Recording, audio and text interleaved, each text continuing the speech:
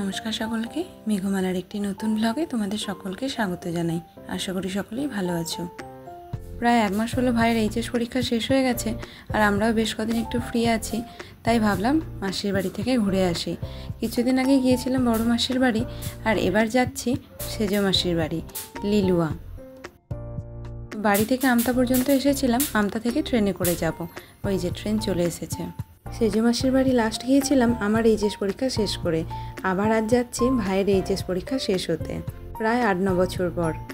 নানান ব্যস্ততার কারণে এতগুলো বছরে যাব করেও যাওয়া হয়ে ওঠেনি, তাই আজ মনে অনেকটাই আনন্দ হচ্ছে যে এতগুলো বছর পর মাসির বাড়ি যাচ্ছি। আর এই যে চলে এসেছি হাওড়া স্টেশনে। সমস্ত মানুষ নিজ নিজ কাজে ছুটে চলেছে।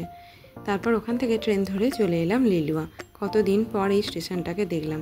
আর এই যে বলতে বলতে মাসিও আগিয়ে এসেছে। আর এই যে আমার মা গাড়িতে আস্তে আস্তে এতক্ষণ বলছিল আমার শরীরটা ঠিক ভালো লাগছে না, আর যা দিদিকে দেখতে পেয়েছে এখন দুবনে বেশ ভালো গল্প করছে। আর এই কুকুরছানাগুলো লেজ নাড়িয়ে বুঝিয়ে দিচ্ছে যেন তারা কত খুশি।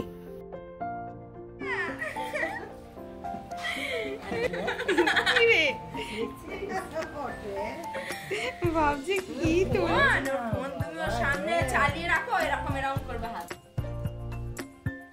আর এই পুচকুটাকে চিনতে পারছো? আমার সেজ মাসির নাতি।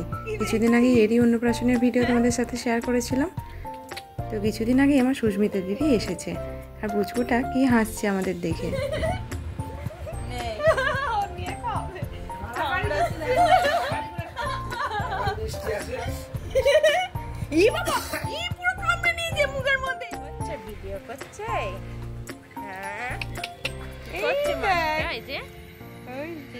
মাসিটা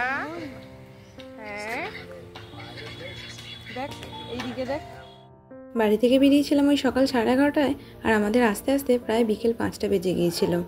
বিকেলবেলায় ছাদে খুব সুন্দর হাওয়া দিচ্ছিল, তাই ছাদে এসে সবাই বসেছিলাম। আর মাসিদের গাছে কত কাঁঠালি গলার কাঁদি ধরেছে, আর ছাদের মধ্যে মাসি করলা গাছও বসিয়েছে আমাদেরই মতো। তো বাড়ি থেকে অনেকক্ষণই ভাত খেয়ে বেরিয়েছিলাম, মাঝে একবার টিফিন করেছিলাম, কিন্তু সেইভাবে পেট ভরেনি। তো আসতেই মাসি নানা রকম তেলে ভাজা ভাজতে লেগে গেছিলো। টিফিন করে বেরিয়ে পড়েছিলাম পুজো দেখতে, বাসন্তী পুজো। মেলাও হয় পুজোর সাথে। আর বাড়িতে এসেছিল দিদির মামা শ্বশুরেরা, সবাই মিলে একসাথে বেরিয়ে পড়লাম ঠাকুর দেখতে। বাসন্তী পুজো এমনিতে অনেক দিন আগেই হয়ে গেছে, কিন্তু মেলাটা 1 সপ্তাহ 2 সপ্তাহ ধরে হয়ে থাকে।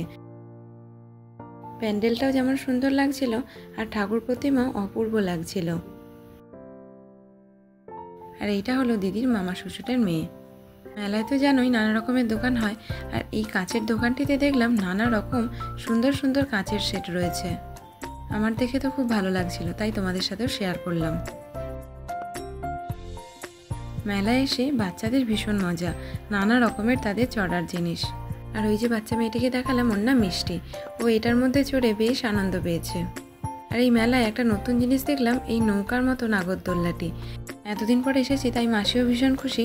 আর সকাল থেকেই মাসি তোড়জোড় শুরু করে দিয়েছিল নানা রকম খাবার আয়োজনের। এইখানে মাসির নিজেদের গাছের সজনা শাক, এঁচোড়, মোচা এইসব কিছুও রেডি করেছিল। মা আর মাসি ডালপুরির জন্য ময়দা আর পুরটা রেডি করে দিয়েছিল, আর দিদি ওদিকে পুরটা ভরে দিচ্ছিল, আর আমি এদিকে বেলে দিচ্ছিলাম।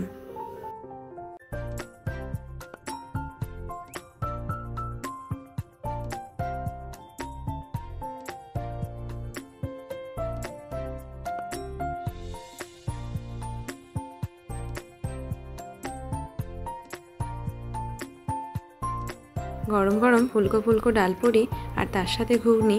সকালবেলা টিফিনটা বেশ দারুণ হলো। আর দুপুরেও ছিল নানা রকম আয়োজন। মাসির বাড়ি থেকে আগামীকাল ঘুরতে যাব, আর এই দেখো কুচকুটা এখানে বসে বসে খেলছে। কি মিষ্টি না, দেখলেই আদর করতে ইচ্ছে করে। তবে মনটা খারাপ, আজ বিকালেও চলে যাবে। এখান থেকে ঘুরতে যাব মাসি, মেসো আর আমরা 4 জন।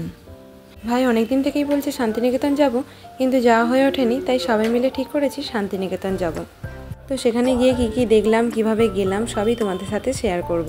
আমার চ্যানেলটি সাবস্ক্রাইব করে আমার পাশে থেকো। দেখতে দেখতে সময়টা কোথা দিয়ে কেটে গেল। দিদিরা বেরিয়ে পড়েছে, ওদের ট্রেন আছে 4:40-এ। পুচকুকে এবার টাটা জানাতে হবে, ও চলে যাচ্ছে ওর বাড়ি। সবারই তাই মনটা খুব খারাপ। আর আমি ভিডিও করছি দেখে একভাবেও আমার ভিডিওর দিকে তাকিয়েছিল। তো চলো, কাল আবার সকাল সকাল আমাদের বেরোতে হবে। আজকের মতো ভিডিওটা তাহলে এখানেই শেষ করছি। ভালো লাগলে একটা লাইক করো। আর আজকের ব্লগটি কেমন লাগলো কমেন্টে জানিও। আর তোমরা যদি আমার চ্যানেলে নতুন হয়ে থাকো তাহলে ফেসবুক থেকে ফলো করে দিও। নমস্কার।